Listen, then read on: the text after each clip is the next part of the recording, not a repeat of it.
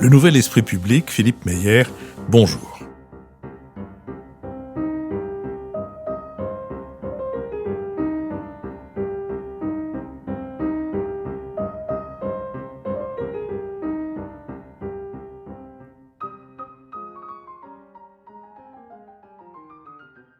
Bonjour, merci de nous avoir rejoints pour la troisième de mes conversations avec Hugues Gall, que nous avons laissé avec Rolf Libermann au moment où l'Opéra de Paris a été repris en main, et l'Opéra Comique d'ailleurs, à la suite d'une lente dégradation. Et nous retrouvons aujourd'hui avec vous, Hugues Gall, au Grand Théâtre de Genève, où vous avez été invité par le gouvernement de la ville de Genève, et où vous trouvez un théâtre dans quel état ?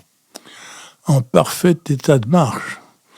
C'est un théâtre qu'on appelle le Grand Théâtre, qui était d'ailleurs un des grands théâtres européens, mais enfin tout de même pas de la dimension de l'Opéra de Paris ni de Covent Garden. Mais c'est un théâtre qui avait malheureusement brûlé dans les années 50, qui a été reconstruit et rouvert et qui fonctionnait de la façon la plus satisfaisante, avec une rigueur, une discipline, une qualité tout à fait remarquable. De ce point de vue-là, je n'ai pas eu à réformer quoi que ce soit. Nous avions cette particularité qui existe d'ailleurs dans certains théâtres comme celui de Toulouse, d'avoir un accord avec l'orchestre symphonique qui est joué à la fois les concerts et dans la fosse, avec une charte qui régulait les devoirs des uns et des autres. Et j'avais la chance d'avoir pour partenaire, pendant mes premières années, un très remarquable chef d'orchestre allemand qui s'appelait Horst Stein, qui avait été mal aimé d'un certain public français parce qu'il avait eu l'impudence de critiquer Pierre Boulez, du moins dans les premiers essais de Pierre Boulez à Bayreuth, notamment lors de la première série de la tétralogie avec Chéreau. Bref, Horstein était un très remarquable Kapellmeister, comme on dit, une grande compétence, ça va sans dire, une connaissance du répertoire lyrique qui m'a beaucoup apporté. J'ai beaucoup appris de lui. Et par la suite, ayant quitté cette fonction, il a été remplacé par Armil Jordan, qu'on a mieux connu ici, qui était le père donc de Philippe Jordan, et un musicien d'exception.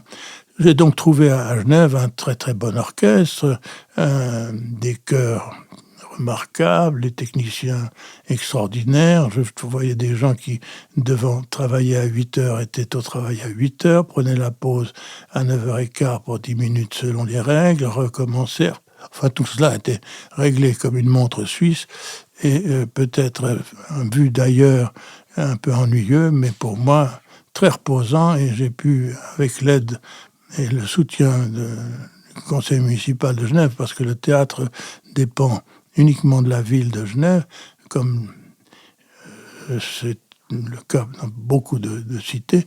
J'ai été soutenu politiquement, j'ai été soutenu financièrement, et j'ai pu amener à Genève, non pas un renouveau, mais tout de même mon prédécesseur, Jean-Claude Ribert, était un homme de très grande qualité, mais enfin, il avait ancré ce théâtre dans une certaine esthétique. J'ai pu contribuer à la moderniser, à la renouveler, à faire venir là un certain nombre d'artistes qui ont fait parler d'eux par la suite. Je pense évidemment à Samuel Ramet, à Thomas Sampson, à René Fleming, à que sais-je, enfin tous les chanteurs qui m'ont accompagné par la suite à l'Opéra de Paris ont travaillé beaucoup avec moi à Genève et ont contribué à faire de ce théâtre un théâtre encore plus connu qu'il ne l'était. J'ai eu le plaisir d'y accueillir notamment Pavarotti, qui n'y était pas venu depuis très très longtemps, et mon ami Mortier, qui était à Bruxelles, se moquait un peu de moi en disant « les couloirs de la Monnaie ne sont pas assez larges pour Pavarotti ». J'ai dit peut-être pas assez large, mais chez nous, à Genève, il l'était. Et on se rappelle encore aujourd'hui d'un certain nombre de représentations du bal masqué qui ont fait date. Bref, des talents et des gloires, parce qu'en ce qui concerne Pavarotti, c'était bien le mot, ou Karajan, par exemple, qui venait travailler avec son orchestre de Berlin dans mon théâtre. Tout cela conférait à ce théâtre une aura qui amenait naturellement beaucoup d'artistes à vouloir ou à être heureux d'y travailler, pas seulement des artistes connus, mais d'autres qu'on découvrait, je pense, en ce qui concerne la mise en scène, à mon ami Robert Carsen, qui a fait ses débuts, ou pratiquement tels, à Genève et qui continue ici à Paris et ailleurs une carrière mondiale. Voilà, Genève, c'était 15 années de difficultés normales.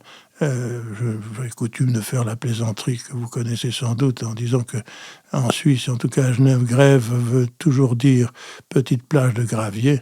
J'ai appris que ce vocable pouvait être, comment dirais-je, doté d'un sens un peu différent ici à Paris, ce qui était bien normal puisque la grève fait partie du stock des traditions les plus solidement ancrées dans la maison que j'ai eu l'honneur de diriger par la suite. Alors précisément, c'est depuis Genève que vous réfléchissez à ce que pourrait être l'avenir de l'opéra français, opéra qui, après des discussions assez animées, comporte 2 établissements. Il n'y a plus l'opéra comique, mais il y a l'opéra Garnier et l'opéra de la Bastille, à propos duquel vous aviez eu quelques mots assez spirituels, mais pas marqués plus par l'esprit que par la tendresse, si je puis dire. Il me semble qu'on vous prête d'avoir dit c'est une mauvaise réponse à un problème qui ne se posait pas. Mais enfin bon, les 2 opéras sont là et on vous dit: que pensez-vous que nous puissions faire? Quelle politique artistique devons-nous mener? C'est-à-dire que j'ai dit peut-être, et je dis en tout cas Marie-Vanne de Saint-Pulgent dans son bouquin « Le syndrome de l'opéra » cite en exergue ce mot d'esprit qui en réalité était une sottise, ou du moins je me suis donné beaucoup de mal pour la rendre telle par la suite. Je plaisantais à peine lorsque je disais que la Bastille, qui était en construction à l'époque, était la mauvaise réponse à une question qui ne se posait pas, parce que contrairement à ce que l'on voyait de l'extérieur, c'est vrai que du temps des années Liberman qui étaient fastes, beaucoup des spectacles étaient archi-combles et on voyait la queue s'étirer toute la nuit devant nos guichets, mais un certain nombre d'entre eux ne faisaient pas, c'était loin de faire le plein. Donc ce que nous avons essayé de faire lorsque la décision a été prise, finalement, après tous les aléas et tous les avatars que vous savez, de construire et d'inaugurer la Bastille le 14 juillet 1989, qui était d'ailleurs une date qui s'imposait du point de vue symbolique, puisque le président Mitterrand avait décidé de l'emplacement de ce nouveau théâtre à la Bastille, après avoir baladé le projet un peu partout dans la région parisienne. Mais cette date du 14 juillet 89 a pesé lourdement sur l'avenir de ce nouveau théâtre, puisqu'il fallait d'un seul coup, après toutes les hésitations du gouvernement de droite, de gauche, tout cela avait pris beaucoup de retard, notamment dans la réorganisation des équipes, dans la négociation des conventions collectives, enfin j'en passe et des meilleurs. Tout cela s'est fait dans un joyeux désordre pour la fameuse opération du 13 juillet, qui était la nuit avant le jour, comme l'a dit très drôlement celui qui était à l'époque le ministre de la Culture, M. Lang. Bon, il se trouve que les débuts de la Bastille ont été pour le moins chaotiques, difficiles, ambitieux. Le problème n'était pas l'argent, il coulait à flot. J'en ai d'ailleurs bénéficié par la suite. Le problème était de construire dans un théâtre entièrement neuf, avec un certain nombre de qualités qui manquaient sans doute à Garnier, un répertoire, parce que par définition, dans un théâtre neuf, il n'y avait pas de production adaptée ou adaptable.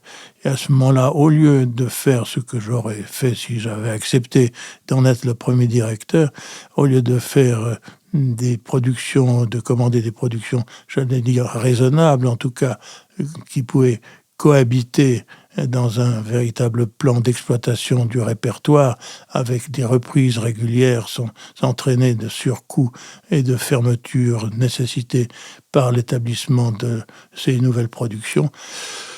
On a fait un programme qui était ambitieux et qui était voulu par Daniel Barenboim, qui avait accepté d'en être le directeur artistique. On a fait un programme de festival avec les plus grands des metteurs en scène, les plus grands chefs d'orchestre, etc. Tout ça était bel et beau, mais en réalité, c'était le contraire de ce à quoi correspondait l'idée même de fondation de ce nouvel opéra, qui devait apporter davantage, mieux, au plus grand nombre. Autrement dit, quand poussé par Pierre Berger, qui était devenu le président de l'opéra avec l'aide de son ami le président Mitterrand, Daniel Barenboim a quitté la Bastille, tout cela prenait un tour qui était celui d'un cul-de-sac. On ne voyait pas comment continuer. Ça coûtait beaucoup d'argent et ça produisait à de très bons niveaux de qualité un nombre de spectacles qui était indigent.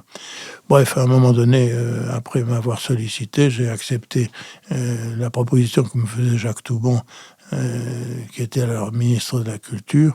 J'ai demandé à ouvrir les tiroirs, à faire un rapport et à dire les conditions qui me semblaient rendre possible une reprise de tout cela sur des bases plus saines.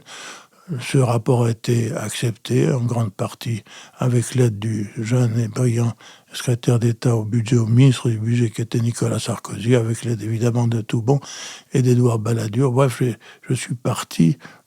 Ma fusée est partie avec une poussée positive depuis le début. Et c'est très important parce que j'ai bénéficié de cette aide, de ce soutien très longtemps, ce qui m'a permis de vivre en tout cas 9 années qui n'ont pas été de tourpeau, mais qui ont permis quand même à la Bastille et au Palais Garnier, que j'ai veillé évidemment à coordonner, à fusionner avec le nouveau théâtre dans un concept qui était un opéra, l'Opéra national de Paris, avec 2 salles et la complémentarité de programmation de ballet qui en a grandement bénéficié, et d'opéra plutôt baroque et un répertoire sui generis pour le Palais Garnier, et puis l'inverse, ou plutôt le complément à l'Opéra Bastille. Dans le rapport que vous aviez rédigé avant de prendre la direction de l'opéra, quels sont les problèmes les plus sérieux que vous mettiez en lumière? Le bâtiment, le répertoire, la programmation, la coordination avec Garnier? Ce qui m'a semblé essentiel, c'était d'abord de veiller à ce que le Palais Garnier et ses employés, ses techniciens et ceux qui avaient vocation à y rester ne se sentent pas humiliés comme vous pouvez avoir le sentiment de l'être et d'être complètement associés au renouveau qu'impliquait l'ouverture de Bastille. Ça n'a pas été si simple, mais nous y sommes petit à petit parvenus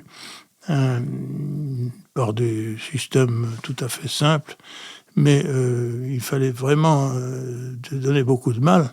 Et le premier de ces efforts consistait, pour le directeur que j'étais, de l'ensemble, d'être aussi souvent d'un côté que de l'autre. Il évidemment impliquait un don d'ubiquité dont je n'étais pas véritablement doté, au contraire des divinités qui pouvaient s'en prévaloir. Bref, toujours est-il que ça a été important. Ce qui était important aussi, c'était de créer un répertoire pour les 2 théâtres, dont certaines pièces pouvaient être, selon le désir de la programmation, adaptables aussi à la Bastille.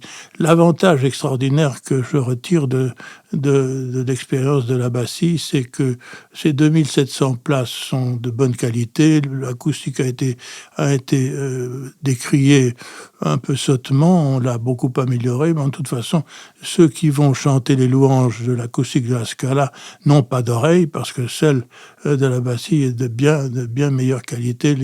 Les chefs d'orchestre pourront vous le dire. dire, la Bastille a pour premier atout de permettre au ballet de l'opéra de vivre mieux, parce que l'Opéra Garnier, qui était son nid, son berceau, était trop étroit pour ces 150 danseurs qui ne pouvaient s'y produire que très peu, coincés qu'ils étaient entre les répétitions du Don Carlos et celles des Noces de Figaro. Il y avait quelques représentations de ballet et c'était un gâchis. La Bastille a permis d'établir une programmation très riche et très variée entre la scène de Garnier et la scène de Bastille.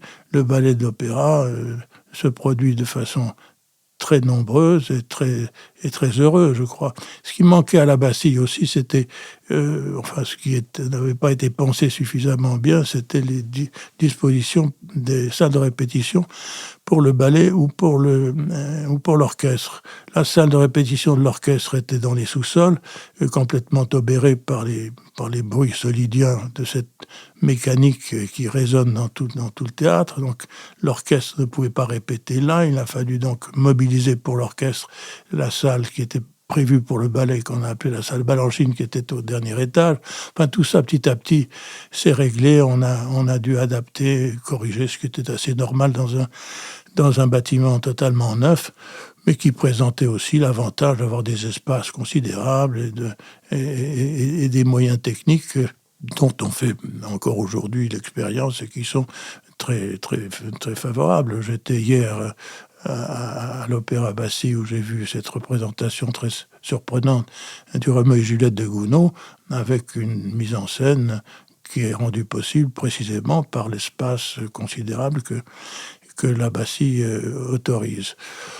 Bon, les problèmes étaient ceux de coordonner évidemment le travail de l'orchestre et du ballet, des techniciens entre les deux théâtres, mais finalement ces choses-là étaient secondaires par rapport à, comment dirais-je, l'idée générale de la construction d'un répertoire. J'entends par répertoire, j'ai toujours été surpris, sinon choqué, par l'idée qu'entre au répertoire de l'Opéra de Paris telle pièce, alors on la donne 5 ou 6 fois, ça fait partie de ce qu'on appelle une coproduction avec tel ou tel théâtre étranger, puis elle ne revient jamais. Alors c'est pas une entrée au répertoire, c'est une apparition.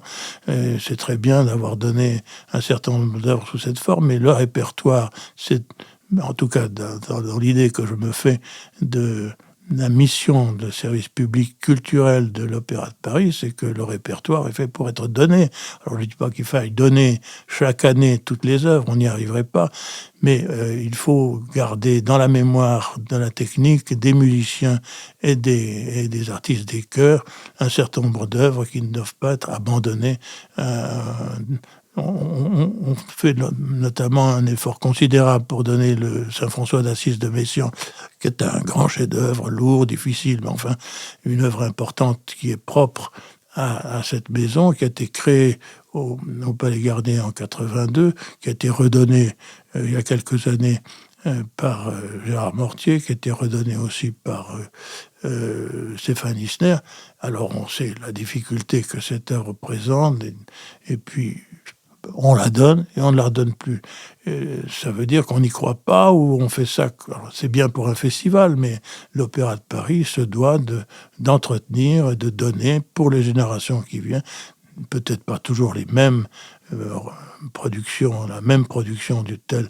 Mais enfin, il est important que chaque génération voit Don Juan, les Noces de Figaro, que sais-je, Faust ou quelque autre création mondiale. Voilà.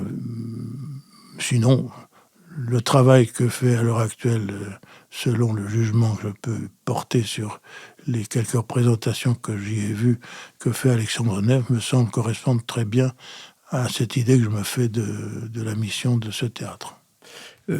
Dans les années pendant lesquelles vous avez dirigé l'Opéra national de Paris, les difficultés les plus importantes ont été lesquelles ?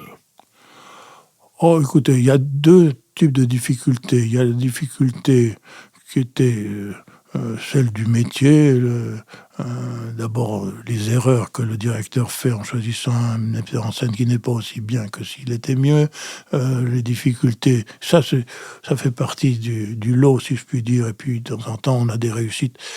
C'est pas ça, le problème n'est pas là. À l'Opéra de Paris, il y a la difficulté ce qu'on appelle ici en France le dialogue social, qui depuis maintenant 3 siècles et demi connaît, comme on le sait, un certain nombre de chaos. Alors ça fait partie du lot. Si l'on vient à l'Opéra de Paris, on ne peut pas s'attendre à la paix des cimes.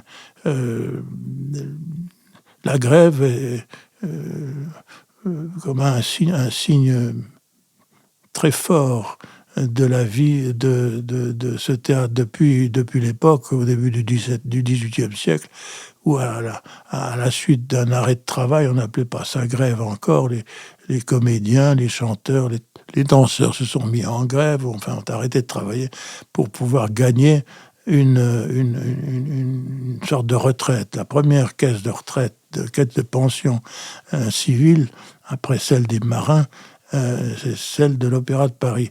Alors, la grève ayant eu les résultats que l'on sait, et fort heureux pour la caisse de retraite de l'Opéra, on ne voit pas pourquoi les employés de l'Opéra, sous toutes les époques, se seraient privés de ce chantage charmant que le droit du travail, non pas seulement autorise, mais encourage par toutes sortes de biais qui sont parfois la difficulté d'être du directeur.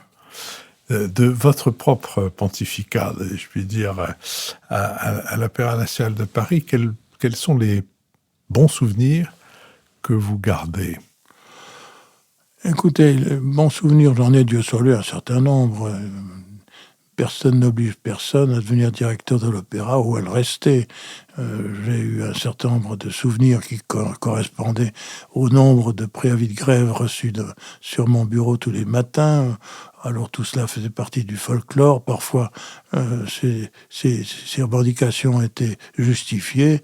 Il m'arrivait d'obtenir, aux côtés des représentants syndicaux, la satisfaction de ce qu'ils demandaient. D'autres étaient simplement idiotes. Mais j'ai de bons souvenirs parce qu'une fois passé la journée à démêler ces problèmes-là, qui font partie des devoirs du directeur, j'entendais en audition de jeunes chanteurs, je découvrais parfois de très jeunes et très remarquables chefs d'orchestre, je présidais les auditions et j'entendais évidemment le renouveau de cet orchestre qui était toujours un des meilleurs orchestres de France, sinon d'Europe. Et je dois à cet égard-là, quel que pu être à l'époque mes problèmes avec le directeur musical de l'époque, Myung-Whun Chung, je dois tirer mon chapeau devant le renouveau auquel il a procédé. Et quand je suis arrivé à l'opéra en 1995, l'orchestre de l'opéra était un orchestre déjà extrêmement remarquable, avec une belle tradition, mais une tradition qui avait été renouvelée dans le meilleur sens du mot. Donc moi, à la fin de la journée, je m'asseyais dans mon fauteuil, que ce soit à Garnier dans la loge ou à Bastille, j'écoutais avec bonheur la qualité de cet orchestre dans la fosse, la beauté du travail des danseurs et la perfection souvent achevée du chœur avec les distributions dont j'étais responsable et donc j'étais content d'entendre Mme Fleming et un certain nombre d'autres artistes illustrer de leur talent les productions que j'avais moi-même pensées 2 ou 3 ans auparavant. Et donc, finalement, l'existence de 2 maisons d'opéra dans Paris, Garnier et Bastille, vous paraît mériter quel bilan? Écoutez, il me semble que le bilan est positif. En tout cas, la difficulté, c'est la concurrence maintenant entre un genre qui est l'opéra et qui, par définition, coûte cher et dure longtemps, et un certain nombre de divertissements qui sont plus rapides, etc. Le problème de l'opéra d'aujourd'hui, c'est d'adapter, de conserver le répertoire, les grands chefs-d'œuvre, et d'y ajouter des œuvres plus modernes et plus ramassées. Moi, je trouve que l'Opéra de Paris pourrait produire davantage. Mais finalement, le problème est celui du financement. Je n'ai pas de regard sur le budget ni sur les comptes de l'actuel directeur, mais enfin, je pense que sa difficulté ne doit pas être tellement différente de la mienne, c'est-à-dire d'aller tout de même de temps en temps voir le directeur du budget ou la ministre de la Culture pour lui demander d'abonder les comptes, parce que entre l'époque où je dirigeais l'opéra et aujourd'hui, les choses ont bien changé du point de vue du budget. Et à l'époque, nous avions à peu près 40% d'autofinancement et 60% de subventions. Aujourd'hui, c'est l'inverse. Mon successeur lointain doit trouver 60% de son budget, peut-être même davantage, dans les recettes, dans le mécénat, dans toutes sortes de subterfuges qui lui permettent d'être à flot. C'est quand même beaucoup d'argent. Et il me semble que c'est sans doute le problème le plus important auquel il se trouve confronté qu'il est, d'autre part, avec l'éternel recommencement des grèves. J'apprends que le ballet est en grève pour je ne sais pour quel... Enfin, il y a là tout de même un phénomène qu'on ne trouve pas en province, qu'on ne trouve pas dans d'autres théâtres européens, un vrai marqueur de la vie de l'Opéra de Paris. C'est pas exactement le plus positif. Hugues, je vous remercie d'avoir été mon invité. Un dernier mot, vous venez de parler du budget et de l'importance que progressivement ils prennent les mécènes. C'est le cas dans beaucoup de pays étrangers, c'est le cas notamment aux États-Unis, où on reproche à ce système on reconnaît qu'il donne beaucoup d'argent, et donc il permet des productions importantes, mais on reproche à ce système d'être, pour la programmation, le fruit d'une sorte de tyrannie des mécènes qui ont tendance à user de l'opéra comme d'un moyen de sociabilité, de notoriété, et donc à imposer un répertoire plan-plan, pour dire les choses. Est-ce que vous partagez cette analyse et est-ce que vous craignez le développement de ce comportement dans le mécénat en France? Ça, non, je ne le crains pas pour la France ni pour l'Opéra de Paris. Les mécènes sont généreux. Il y a une association, un rayonnement de l'Opéra de Paris qui apporte beaucoup d'argent, mais je n'ai jamais entendu dire ni que cette association ou que quelqu'un de ces mécènes les plus importants ait eu la moindre influence sur la programmation. Non. C'était vrai, évidemment, aux États-Unis d'Amérique et au Metropolitan Opera qui ne pouvait pas refuser le $1 million que tel richissime milliardaire disait en voulant, comme elle disait, Zeffirelli, une mise en scène de Zeffirelli, où imposait tel ou tel artiste pour justifier de son... D'ailleurs, comme vous le savez, aux États-Unis, le financement est entièrement assuré soit par les ventes de billets, mais essentiellement par le mécénat qui se laisse tirer l'oreille là, à l'heure actuelle. Et je préfère la situation qui n'est pas forcément très généreuse aujourd'hui de l'Opéra de Paris, à celle de son collègue, ce Peter Gelb au Metropolitan, qui est vraiment au bord de la faillite, parce que les mœurs ont changé, parce que les goûts ont changé, parce que les générations ne vont plus à l'opéra comme ils y allaient naguère, et parce que les mécènes suivent désormais d'autres voies. Non, quelles que soient les modifications apportées dans les dernières années dans le financement de la culture, et notamment celle de l'Opéra national de Paris, est encore bien supérieure et bien plus favorable que celle de nos collègues de Londres ou de New York. Merci Hugues, merci d'avoir été mon invité. Merci à Étienne Billon avec qui cette émission a été préparée, à Benoît Carré qui se veille à nos compendiums, à aussi Nicolas Tourneau qui veille au site et à Olivier Magloire qui veille à la plateforme de financement. Merci à Adrien Beccaria qui a enregistré cette conversation pour le studio L'Arrière-Boutique, à Julien Neuville et Nouvelles Écoutes qui la produisent. Et rendez-vous la semaine prochaine, toujours dans notre série Si c'est pour la culture, on a déjà donné.